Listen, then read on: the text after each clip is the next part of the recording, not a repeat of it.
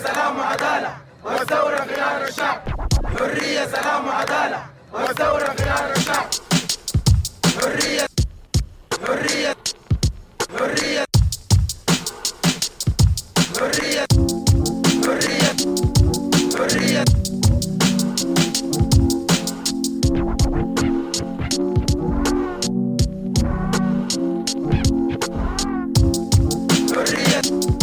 حرية سلام وعدالة والثورة خيار الشعب.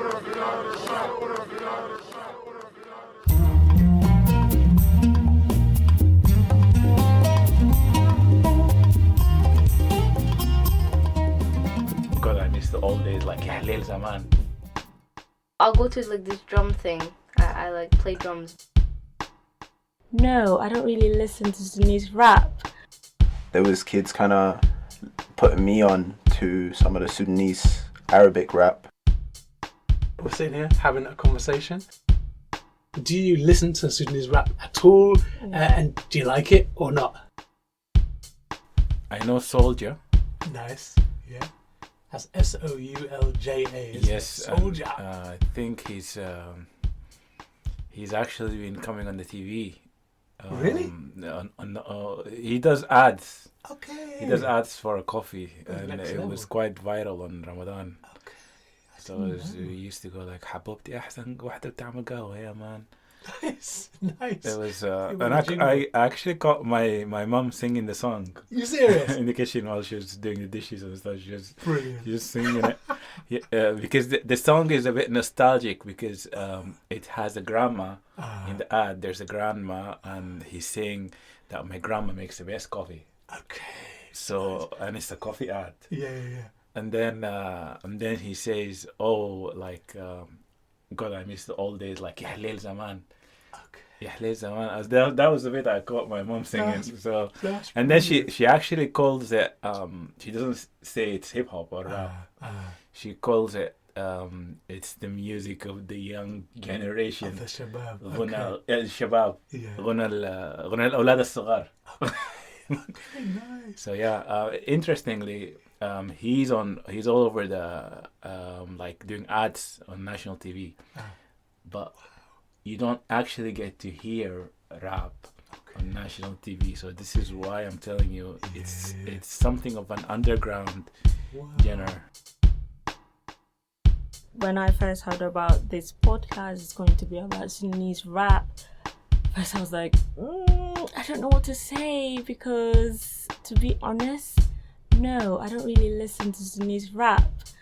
Mainly because, one, it's not really out there.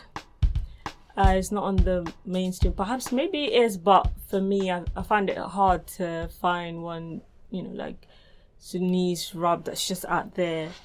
Apart from that, I know there is Emmanuel Jal. That's a long time. Yeah, name. yeah. He's been there, for a very long time.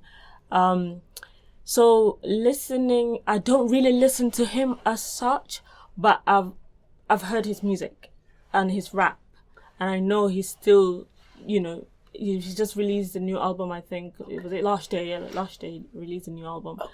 So in terms of that, I appreciate Sudanese rap or South Sudanese in terms of what they're talking about.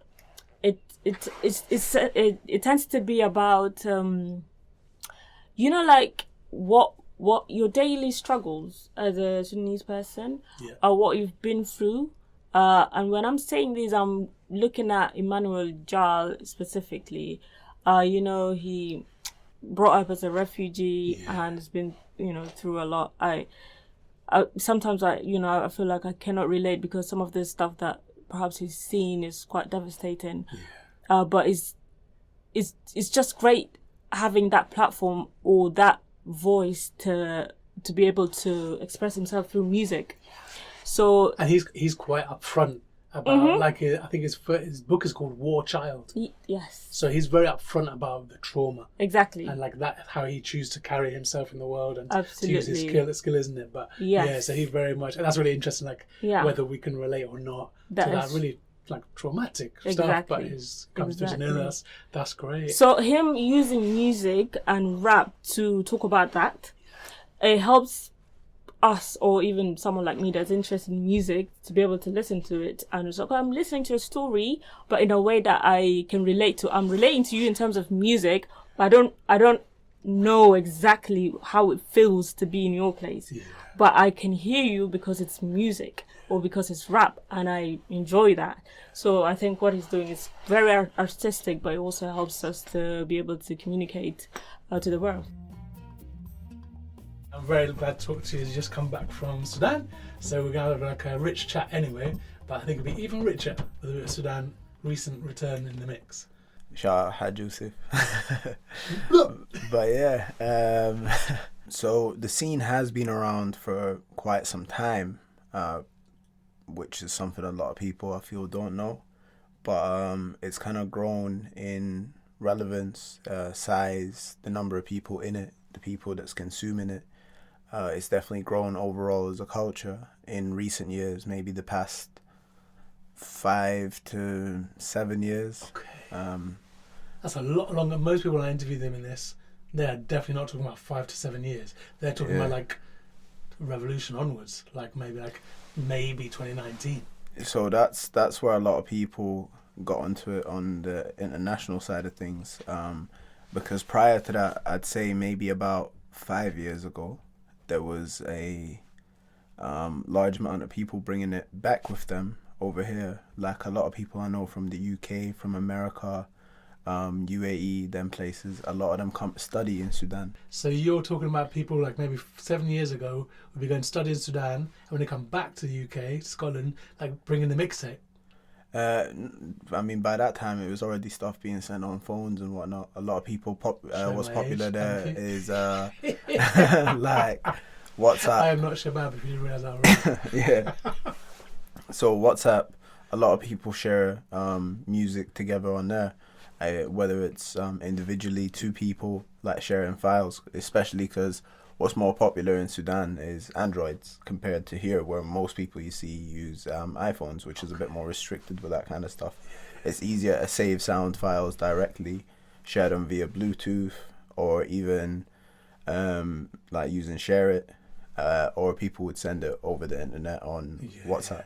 So that was the main way. A lot of people weren't really using streaming with stuff like Spotify until recently, not working there without VPN. Okay. So even when you're coming from overseas, you need to have the music downloaded or listen to it with a VPN. Yeah.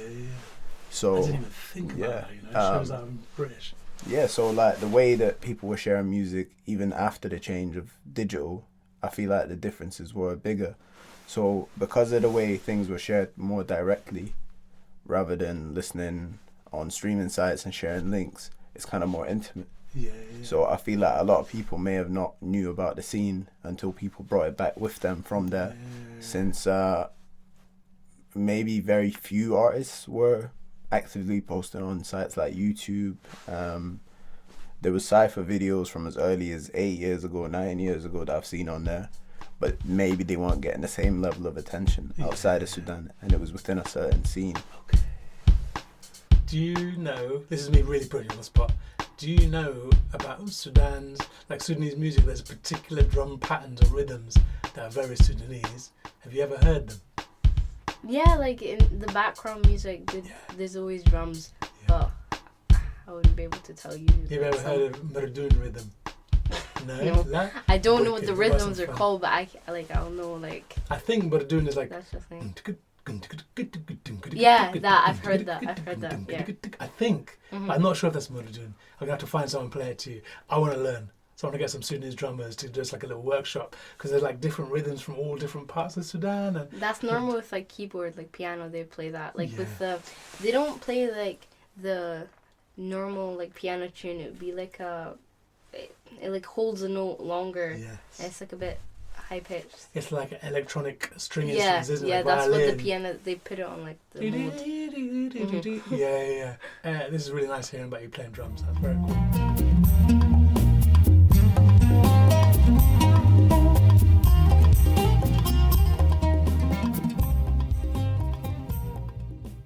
Hip Hop Hurriya is a Dark Matter production, which is me, Zaki El-Salahi, a member of the Sudanese community in Edinburgh.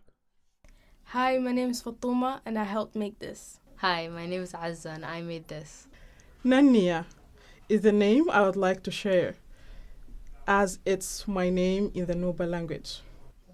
اسمي كفاح إبراهيم مشهور بكفاح الإزقاردي في تويتر.